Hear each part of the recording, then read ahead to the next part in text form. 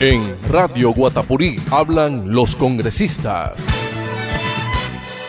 El tema de la salud sigue dando de qué hablar a raíz de dos fenómenos. Uno, el hundimiento de la reforma de la salud en la Comisión Séptima del Senado de la República ayer. Con 10 votos a favor y 4 en contra, fue hundido definitivamente ese proyecto. Y por otra parte, las intervenciones del gobierno a través de la Supersalud a dos EPS. En primer lugar, EPS Sanitas, que tiene cerca de 6 millones de usuarios, y a la nueva EPS ayer, que tiene más de 10 millones de usuarios. Para hablar de estos dos temas, tenemos en línea al senador del Centro Democrático, David Luna. Senador, bienvenido a Radio Guatapurí, muy buenos días. Hola Andrés, buenos días, muchas gracias por la invitación, muy honrado. Yo no pertenezco al Centro Democrático, soy de Cambio Radical, pero estoy muy agradecido con esta invitación. Sí, le ofrezco excusas por el lapsus mentalis mejor. Sí, Cambio Radical. Senador, su impresión primero frente a la reforma a la salud. ¿Por qué se hundió la reforma a la salud en el Senado de la República? Andrés, yo creo que debe entender que lo más importante son los pacientes, entregarles sus medicamentos oportunamente, que tengan sus tratamientos garantizados y que obviamente haya prontitud en la atención. Y esa reforma a la salud que ha presentado el presidente Petro no resolvía ni protegía a los pacientes. Lo único que buscaba era administrar directamente los recursos de la salud para ejercer control y obviamente influir en la política. Por eso desde mucho tiempo advertimos no estar de acuerdo con ella y yo celebré que se haya hundido. Dicho eso, al sistema hay que hacerle ajustes y el ajuste más importante de todos es lograr comprender que a las EPS hay que pagarles oportunamente como la Corte Constitucional señaló y que los prestadores, o sea, clínicas y hospitales, tengan ese pago para poder prestar buenos y adecuados servicios. En segundo lugar, que en las regiones, en todos los municipios, haya atención oportuna y de esa manera poder fortalecer un sistema que tiene una base fundamental que se llama el principio de solidaridad, o sea, que todos puedan ser atendidos independientemente su capacidad económica. Eso es lo que se debe buscar y en eso estamos dispuestos y listos a conciliar, concertar, construir una iniciativa junto con pacientes, con académicos, con obviamente fuerzas ciudadanas y fuerzas políticas. Senador David Luna, con este hundimiento de la reforma, ¿qué camino le queda al gobierno nacional para poder implementar esos cambios que quiere hacer? Pues hay un anuncio del presidente de que se harán cambios de golpe. ¿Y qué respuesta va a dar el Congreso de la República frente a ese anuncio? Lo primero es que esa frase del presidente deja mucho que desear. Hablar de cambios de golpe es una amenaza, y es una amenaza innecesaria en el entendido que él fue elegido democráticamente y que se debe a los ciudadanos. Y que quede claro, el presidente fue elegido con una votación poco superior a la del segundo, o sea, hay una ciudadanía que no lo acompañó, pero que lo acoge como presidente. Él debería acoger a todos los colombianos como también su presidente y no seguir polarizando, no seguir sembrando odio. En segundo lugar, pues resulta muy fácil de entender que el presidente interviene en las EPS el mismo día que se daba la votación para distraer la atención. A eso juega siempre, a tratar de tapar y de esa manera no afrontar. Y en tercer lugar, lo que queda claro acá es que poco o nada le están importando los pacientes. Estas EPS que fueron intervenidas desde mi punto de vista ilegalmente, pues finalmente son las que le tienen que poner la cara a los pacientes y requieren poder actuar.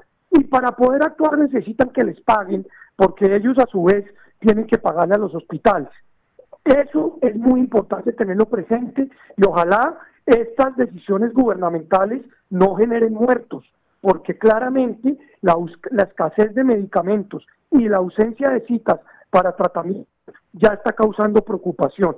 Y en segundo lugar, es muy importante pues que se tenga absolutamente claro que se requieren algunos ajustes normativos para mejorar el sistema, pero no había que arrasar con todo como lo estaban pretendiendo la exministra Corcho, el ministro Guillermo Alfonso Jaramillo y el presidente de la República. ¿Por qué? ¿Por qué arrasar con todo si hay cosas que han sido buenas? Lo que hay es que corregir lo que no está funcionando bien. Pero senador, y precisamente lo acaba de decir usted, hay que corregir las cosas que no están funcionando bien, hay que hacer ajustes, pero esto no amerita hacer reformas. Y por cierto, le hago dos preguntas allí en una. ¿Qué pasó con las reformas estas alternas que se presentan en el Congreso de la República una vez el gobierno presenta la suya? Pues en el caso de las dos presentadas por nosotros, lamentablemente fueron hundidas en menos de 30 minutos. En segundo lugar, es muy importante, como usted lo menciona, hacer reformas, y para lograrlo debería generarse un consenso con el cual nosotros hemos manifestado estar de acuerdo. Pero en tercer lugar, y lo más importante, a sus oyentes y a todos les debe quedar claro que el Congreso es totalmente autónomo y totalmente independiente. El Congreso no es un empleado del presidente, y el presidente no le puede dar órdenes al Congreso. Acá hay equilibrio de poderes. Y yo creo que el presidente tiene que reducir la amenaza. Cada vez que no le sale algo como él quiere, sale a amenazar. Ayer salió a decir que entonces hay que hacer la reforma de golpe. Hombre, el presidente debe entender que hay reglas democráticas y que hay veces uno gana o hay veces uno pierde. Él ganó en democracia, pero la democracia también implica que él discuta en el Congreso, que él ceda, y que el Congreso seguramente, como lo propuso, también pueda ceder para construir una mejor oportunidad en beneficio de los pacientes. Senador, precisamente usted decía en su respuesta anterior que cada vez que al presidente no le salga algo como él quiere, amenaza. ¿Puede considerarse ese llamado a una asamblea constituyente como eso, como una amenaza, como la posibilidad de que ante los tropiezos que ha tenido la agenda legislativa del gobierno en el Congreso, que se hundió la reforma a la salud, que la reforma pensional y laboral van a paso de tortuga, no le salen las cosas, suplantar al Congreso? ¿Qué tan viable es que ese llamado que ha hecho el presidente a convocar una asamblea constituyente tenga fuerza o no sea más que un anuncio, como dicen los abogados, un obiter dicta, un dicho de paso en un discurso? No, el presidente claro que quiere convocar una constituyente, pero no para mejorar los derechos de los colombianos, sino para reelegirse. Yo lo vengo diciendo desde el año pasado, al principio me tildaron de alarmista, después de loco, y finalmente el presidente dijo que quería convocar una constituyente. Ahora, lo increíble es que se quiere brincar la Constitución para convocarla. No quiere hacer lo que la Constitución señala se debe hacer, sino simplemente cree que citando unos cabildos que son importantes y que claro que son oportunos, pues puede convocar la constituyente. Yo no creo que la reforma sea necesaria, porque la Constitución del 91, entre otras, fue construida por el partido en el que militó el presidente, el M19, y eso tiene de vocación un acuerdo nacional, producto de un llamado de los jóvenes de la época, producto de un acuerdo de paz, producto de enfrentar lo que se denominaban los estados de excepción o de sitio para que el gobierno legislara. La Constitución del 91 es tal vez el logro más importante que tiene Colombia. Señaló cuáles eran nuestros derechos, y modificarla por una rabieta o en su defecto por una intención reeleccionista no me parece que sea adecuada. Yo no estoy de acuerdo con esa constitución, con esa constituyente, lo he explicado, y creo que lo que el presidente debe hacer es gobernar. No sé si ustedes vieron que hace un par de días el Congreso le hizo un examen a la ejecución presupuestal. Hay ministerios que ni siquiera han ejecutado el 1% del presupuesto. ¿Y cómo se constituye el presupuesto? Con el sudor de la frente de las personas que pagan impuestos. ¿Y esos impuestos para qué son? Pues para sacar a la gente de la pobreza. No se están ejecutando. Y obviamente eso sumado a el control que tienen hoy los grupos al margen de la ley, pues tiene a la gente muy preocupada. Acá se trata de gobernar, de sumar. Hay que meterle algo muy importante a este momento en el país que se llama sensatez y no polarización, porque de los likes o de los comentarios en redes, pues no se vive y no se come. Estamos hablando con David Luna, senador de la República, senador de Cambio Radical, en diálogo con la Tribuna del Cesar, a propósito de este tema de la caída de la reforma a la salud. Senador, el ministro del Interior ha reconocido que no supieron vender la reforma.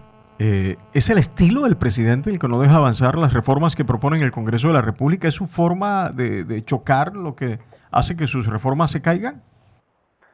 No, lo que hace que las reformas se caigan es el gran ego que tiene el presidente, su incapacidad de ceder, su incapacidad de oír, su incapacidad de construir con quienes piensan distinto. Y le voy a poner un ejemplo muy fácil. Yo en marzo del año pasado les advertí, les recomendé que tuvieran mucho cuidado con la crisis energética. Estamos a puertas de vivir un racionamiento porque el gobierno no oye a quien piensa distinto. Esta reforma a la salud hubiese podido concertarse con unos puntos en particular que pueden mejorar el sistema, pero el presidente lo que quería era llevarse por delante todo lo construido, y me parece que en eso se equivoca, porque gobernar es pensar en los ciudadanos, no pensar en uno mismo, y en ese sentido, pues creo que el ego le está haciendo un grave daño. Acá hay que, más que constituirse en un líder mundial, más que echar discursos todos los días, más que insultar al otro todos los días, hay que dedicarse a entender que las regiones están pasando un problema muy complicado, por ejemplo, con el boleteo y, por ejemplo, con el secuestro. Y eso tiene mucho que ver con el diario, con lo que los ciudadanos pues ven como afectación. Senador, quiero referirme a una afirmación suya precisamente en cuanto ha dicho que el presidente debe abrirse a las recomendaciones que le hace la oposición y no verlas como un ataque a su gestión. Ya usted en la respuesta anterior me adelantó un poco, pero ¿qué podría estar fallando en esa comunicación, en ese relacionamiento del gobierno nacional con la oposición y en general con el Congreso, incluso con sus aliados, tanto en el gobierno como de parte de la oposición? ¿Qué podría estar mal? ¿Qué podría estar funcionando mal? Pues mire, dos cosas. Lo primero es que yo prefiero al presidente estadista del 7 de agosto, del día que se posesionó, cuando dijo que iba a construir de la mano con quienes pensaban distintos, porque él era producto de un cambio de gobierno y de un cambio de pensamiento. Él después ha venido radicalizándose y se ha vuelto un presidente activista, de discurso de balcón. Y eso es repetir la historia de lo que pasó en Bogotá, cuando fue alcalde. Arrancó tratando de concertar y terminó radicalizado porque sabe que eso le genera más tranquilidad. Se siente más cómodo en la lucha política, en el discurso político, que en la ejecución gubernamental. Entonces, para lograr sacar adelante temas en el país, hay que entender primero pues que hay división de poderes. La justicia es una, el ejecutivo, que es el presidente, es otro, y el Congreso, que es el legislativo, es otro. Y entre los tres, pues obviamente debe haber relaciones armónicas, pero respeto por la independencia. Y en segundo lugar, mire, yo he dicho, creo que unas 5, 6 o 7 veces, que estamos dispuestos a construir acuerdos, pero jamás se ha tenido en cuenta las opiniones que hemos señalado. En la reforma tributaria, que hoy tiene los precios de los alimentos por las nubes, señalamos que era una equivocación meterle más tributos a los alimentos, y no nos creyeron y la historia nos dio la razón. En la reforma de la Ley de Orden Público, que se llama Paz Total, advertimos que iba a ser muy complicado que se permitiera volver a negociar con quienes ya habían firmado acuerdos de paz porque los habían incumplido. No nos dieron la razón y el tiempo pues está demostrando que se están fortaleciendo quienes fueron los incumplidos. Y en este caso de la salud o en el caso de las pensiones, pues hemos dicho que se requieren ajustes, pero no ajustes acabando con todo lo construido.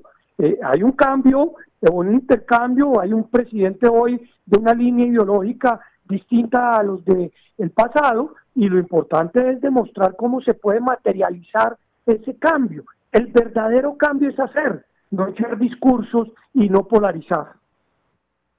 Senador, finalmente el tema de las intervenciones a la nueva EPS y a EPS Sanitas. Algunos consideran que ante el fracaso de la reforma a la salud en el Congreso, el gobierno va a hacer por la vía de la toma de posesión de estas EPS la reforma, digamos, a la fuerza. ¿Usted es de esa posición? Pues mire, 3 temas. Primero hablemos, y usted que es tan buen jurista, de la legalidad. Estas intervenciones son ilegales, y son ilegales no porque no las puedan hacer, claro que las pueden hacer, pero la norma es clarísima en señalar que antes de intervenir hay que, 1, establecer un plan de mejoramiento que no se hizo.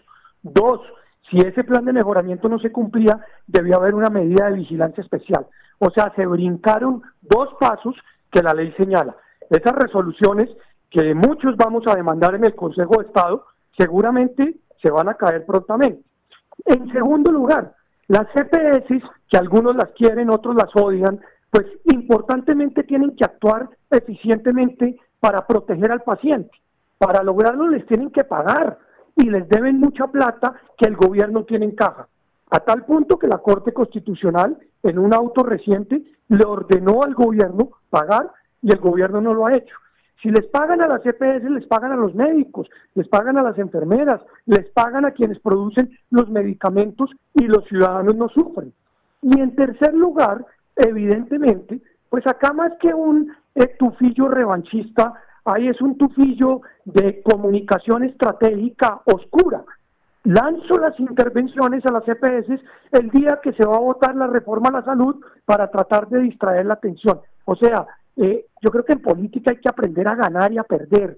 Quienes hemos perdido muchas veces en la política, pues vamos entendiendo que agachar la cabeza cuando hay argumentos es sensato. Y uno puede decir, hombre, me equivoqué, o este producto puede ser mejorado, o quien está en un lado contrario puede tener la razón, o los pacientes deben tener la posibilidad de ser oídos. Es que mire, a las organizaciones de pacientes, a muchas, las tildaron de mentirosas simplemente porque pensaban distinto. Y finalmente son ellas las que tienen en sus manos el conocimiento de cómo atienden. Y por eso es tan importante oírlas.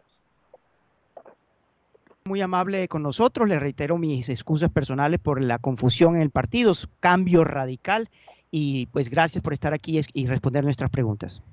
Ni más faltaba, doctor Andrés, eso es normal que pase y yo le agradezco haber hecho la corrección, pero lo más importante es que me siento muy honrado y agradecido por esta invitación. Poder hablar con el pueblo vallenato siempre es un honor para mí. Él es David Luna, senador de la República, Partido Cambio Radical.